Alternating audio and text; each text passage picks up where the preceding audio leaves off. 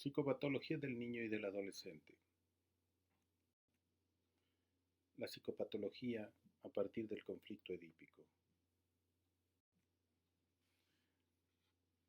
Al explicar el conflicto edípico, se tendría que comenzar a ubicarlo dentro del desarrollo del sujeto que explica Freud. Dicha ubicación nos llevaría a hablar del proceso del desarrollo psicosexual. Para comenzar, podemos decir que a dicho desarrollo implica primordialmente la fijación de la libido en el sujeto humano. Uno de los aportes por parte de Freud significó la propuesta de que el infante también tiene una vida sexual, es decir, el menor vive un deseo sexual.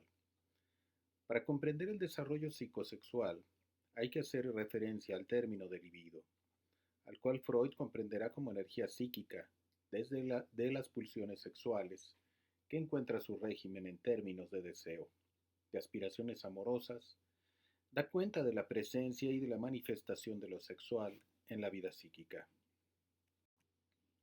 Si la pulsión sexual, como lo quiere la concepción de Freud, está en el límite de lo somático y de lo psíquico, la libido designa su aspecto psíquico, es decir, la libido es la manifestación dinámica en la vida psíquica de la pulsión sexual. Según Freud, nacemos y morimos con la misma cantidad de libido. Características de la libido son el investimiento de la libido, la organización de la libido, plasticidad y viscosidad de la libido, estancamiento de la libido y energía libre y energía ligada. Por investimento de la libido, la libido se puede investir a un objeto, libido objetal, o al individuo mismo, libido del yo. Comienza a manifestarse en el plano psíquico con el investimiento del yo, narcisismo primario, para después orientarse hacia los objetos exteriores. Según Freud, existe un equilibrio energético entre estas dos formas de investimiento, en el sentido de que la libido objetal disminuye cuando aumenta la libido del yo.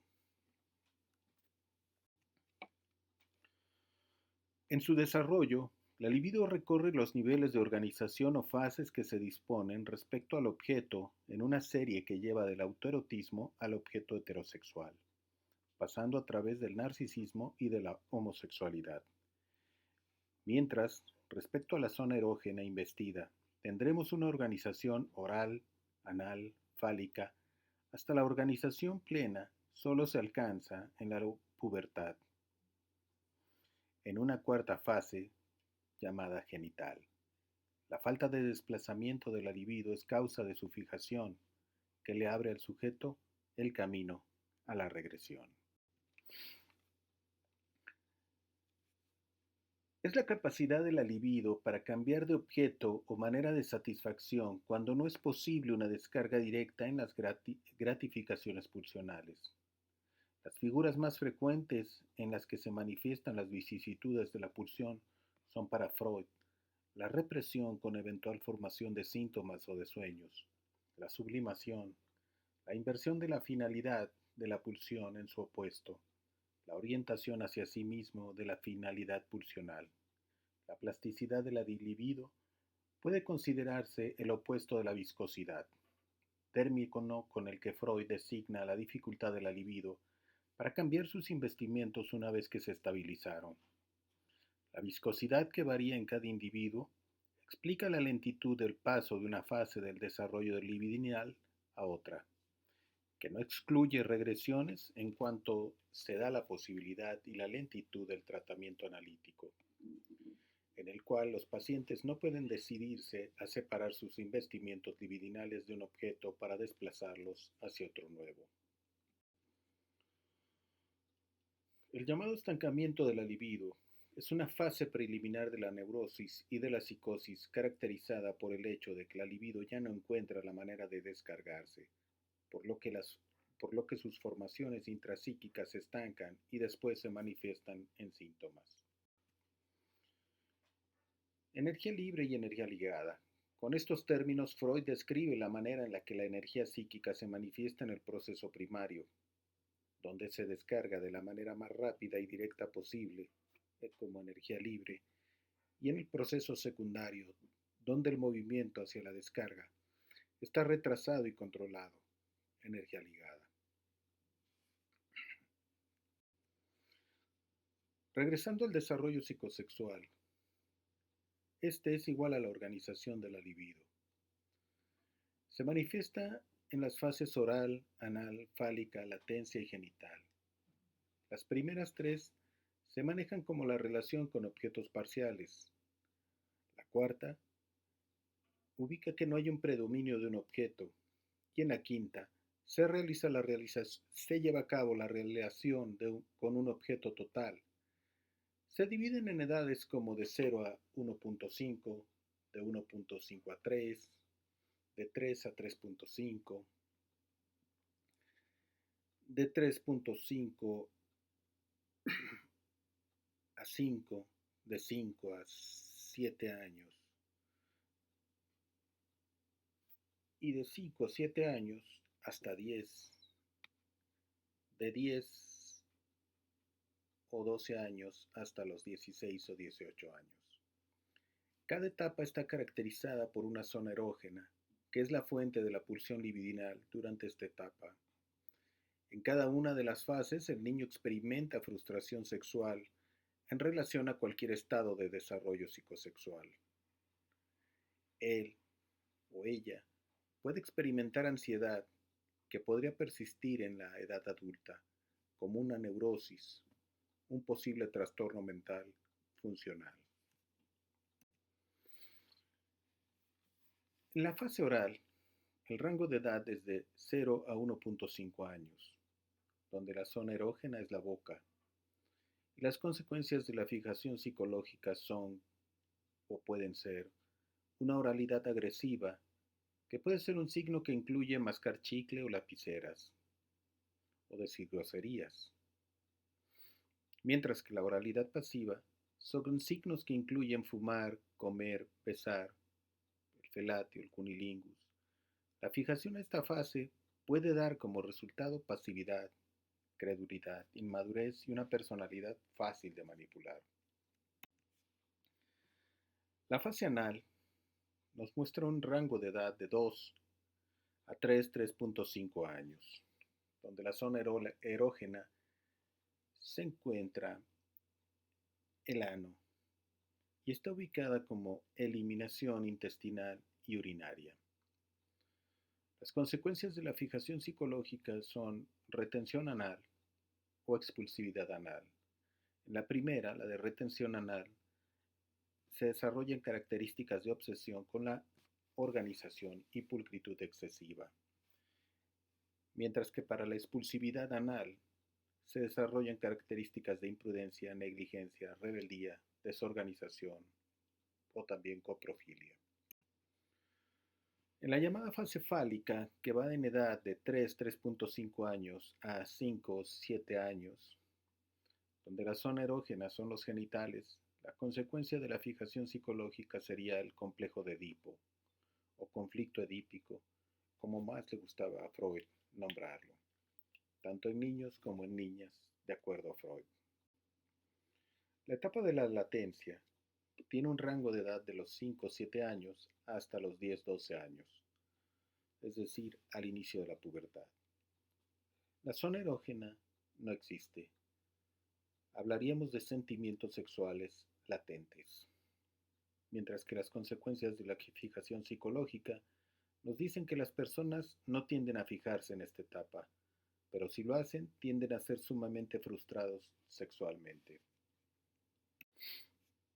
En la llamada fase genital, que va de los 10-12 años a los 16-18 años, es decir, de la pubertad en adelante hasta terminar la adolescencia, donde la zona erógena, volvemos al mismo punto de hablar de unos intereses sexuales maduros, y cuyas consecuencias de la fijación psicológica encontramos como la frigidez, la impotencia, las relaciones insatisfactorias. Pero, ¿qué es el complejo o el conflicto edípico? Es un conjunto organizado de representaciones y de recuerdos, dotados de intenso valor afectivo, parcial o totalmente inconscientes. Un conflicto psicológico se forma a partir de las relaciones interpersonales de la historia infantil. Puede estructurar todos los niveles psicológicos, emociones, actitudes, conductas adaptadas. También lo podemos entender como un conjunto organizado de deseos amorosos y hostiles que el niño experimenta respecto a sus padres. En su forma llamada positiva, el complejo, se presenta como en la historia de Edipo Rey: deseo de muerte del rival, que es el personaje del mismo sexo, y deseo sexual hacia el personaje del sexo opuesto. En su forma negativa, se presenta a la inversa: amor hacia el progenitor del mismo sexo y odio y celos hacia el progenitor del sexo opuesto. De hecho, estas dos formas se encuentran en diferentes grados en la forma llamada completa del conflicto edípico. Según Freud, el conflicto edípico es vivido en su periodo de acmé, entre los 3 y 5 años de edad, durante la fase fálica. Su declinación señala la entrada en el periodo de la latencia. Los psicoanalistas han hecho de este conflicto un eje de referencia fundamental de la psicopatología, intentando determinar para cada tipo patológico las modalidades de su planteamiento y resolución. La antropología psicoanalítica se dedica a buscar la estructura triangular del complejo de Edipo, cuya universalidad afirma en las más diversas culturas y no solo en aquellas en que predomina la familia conyugal. Cuando hablamos de conflicto edípico, es correlativo del conflicto de castración y de la existencia de la diferencia entre de los sexos y las generaciones. El conflicto edípico es una noción tan central que en el psicoanálisis como en la universalidad de la prohibición del incesto, a la cual está ligado. Su formulación se debe a Sigmund Freud, quien en el vocablo odipoidea o Oedipus complex designaba un conflicto vinculado al personaje de Edipo creado por Sófocles. El conflicto edípico es la representación inconsciente a través de la cual se expresa el deseo sexual o amoroso, claro, del niño, por el progenitor del sexo opuesto y su hostilidad al progenitor del mismo sexo. Esta representación puede invertirse y expresar amor al progenitor del mismo sexo y odio al progenitor del sexo opuesto. Se llama Edipo la primera representación, Edipo invertido a la segunda, y Edipo completo a la combinación de ambas. El complejo de Edipo aparece entre los 3 y los 5 años. Su declinación indica la entrada en un periodo llamado de latencia y su resolución después de la pubertad se concreta en un nuevo tipo de elección de objeto. Se llama Edipo la primera representación, Edipo invertido a la segunda y Edipo completo a la combinación de ambas.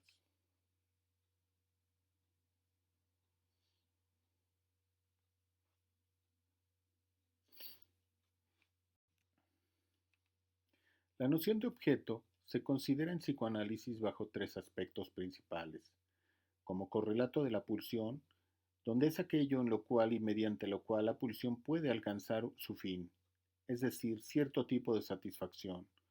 Puede tratarse de una persona o de un objeto parcial, de un objeto real o de un objeto fantaseado. Como correlato del amor o del odio, se trata entonces de la relación de la persona total o de la instancia del yo con un objeto al que se le apunta como totalidad, la cual sería una persona, entidad, ideal, etc. El adjetivo correspondiente sería objetal, en el sentido tradicional de la filosofía y de la psicología del conocimiento, como correlato del sujeto que percibe y conoce. Es lo que se ofrece como caracteres fijos y permanentes, reconocibles por la universalidad de los sujetos, con independencia de los deseos y de las opiniones de los individuos. El adjetivo correspondiente sería objetivo. El objeto puede ser una persona, un animal, una cosa, una abstracción. Puede ser interno o externo, dinámico o pasivo, animado o inanimado. Puede ser real o imaginario. La estructura de la cultura queda enclavada en el momento en que cada sujeto vivencia el conflicto edípico. En este se encuentra el lenguaje, la comunicación y la socialización. Se plantea que el superyo es la instancia heredera del conflicto edípico, porque es en esta donde se instauran las palabras de los ideales de los sujetos, conformados por los padres, las tradiciones y las costumbres de la cultura. De esta manera, en el conflicto edípico, no solo se plantea la existencia de la relación con el objeto sexual o de placer, sino también un objeto identificatorio o de identificación, al cual se quiere parecer el sujeto o al que intentan semejar sus comportamientos para obtener un objeto sexual como ese objeto identificatorio que obtuvo. El objeto identificatorio será entonces un objeto social. La estructura se refiere a los sistemas de relación, orden, configuración, elementos dentro del sistema psíquico, así como su funcionamiento. La noción de estructura psíquica debe entenderse en tanto un lenguaje y una serie de códigos. Las cuatro estructuras del sistema psíquico son neurótica, donde se vive una represión y se manifiesta a partir de conflictos infantiles y se maneja por medio de la fantasía. La estructura perversa, donde lo importante es lo sexual a partir de un cambio de objeto, de función o zona corporal. Puede también haber un aspecto del poder que se aplica por medio de crueldad o malignidad especiales. La estructura psicótica es una pérdida de la realidad, no desarrollada o rota. Hay una construcción de una realidad alterna. La estructura psicosomática, donde los fenómenos psicológicos cuya expresión se encuentran en el cuerpo, así como en el desencadenamiento y la evolución. También existen las estructuras de conducta, las cuales toman en cuenta el tipo de vínculo que se construye con el objeto. Los tipos de estructura y vínculos son los siguientes. La estructura depresiva, que se manifiesta en culpa y expiación. La ansiosa se manifiesta en ansiedad y desasosiego. La paranoide se manifiesta como desconfianza y reivindicación. La evitativa como evitación. La esquizoide como distancia y aislamiento. La histérica como representación y seducción. La ritualista como rituales y ceremonias.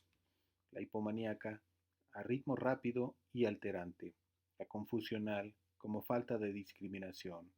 La excepcional como destructividad, viscosidad y paroxismos. Y por último, la hipocondriaca, donde se habla de una relación con los órganos corporales y con la queja. En cuanto a personalidad, es una serie de características que determinan el comportamiento de un individuo. Está conformada por una serie de funciones y organizaciones estables que cada individuo desarrolla, las cuales le permiten al individuo poder tener relación con su medio ambiente y ser capaz de impactarlo y transformarlo. Para Alport, es la organización dinámica de los sistemas psicofísicos dentro del individuo que determinan su ajuste al medio. Para Oswell, es una organización que comprende todas las predisposiciones conductuales características del individuo en un momento dado. Es decir, es la predisposición al comportamiento. Se divide en suborganizaciones entre las que encontramos al yo, las relaciones con las personas, lo emocional, lo social, lo moral, la motivación. Sus principales funciones son el sí mismo, el autoconcepto, la autoestima, el afecto, la socialización, el conflicto psíquico, las funciones del yo. La epidemiología es una disciplina científica que estudia la distribución, la frecuencia, las determinantes, las predicciones y el control de los factores relacionados con la salud y las distintas enfermedades existentes en poblaciones humanas específicas. Se estudian y describen la salud y las enfermedades que se presentan en una determinada población, para la cual se tienen en cuenta una serie de patrones de enfermedad, que se reducen a tres aspectos: tiempo, lugar y persona. Es decir, el tiempo que tarda en surgir la temporada del año en la que surge y los tiempos en los que es más frecuente. El lugar sería la ciudad, la población, el país, el tipo de zona, en donde se han presentado los casos y las personas más propensas a padecerla, niños, ancianos, etc., según el caso. Hasta aquí esta presentación del conflicto edípico.